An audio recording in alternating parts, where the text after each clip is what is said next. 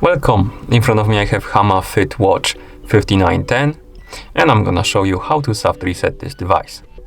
First we need to press the side button to wake up the screen on our watch. Once you wake up the screen, swipe left on the screen to open the menu.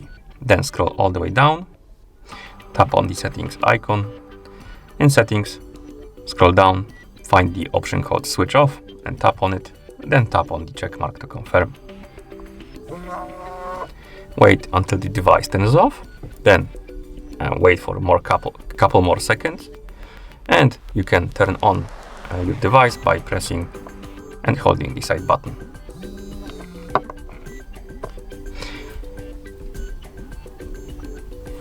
If your watch is paired with a phone, you can also soft reset the device by using the phone app. So let's open the Hama Fit Pro application on our phone. In the app, you should see the home screen on home page. Now tap on device. Wait until the watch is done syncing with your phone, and then tap on the other settings. As you can see, it says device not connected, so let's wait a couple more seconds, and now we can open other settings, and in other settings you should have the option called reboot device. Tap on it, tap on restart, and wait.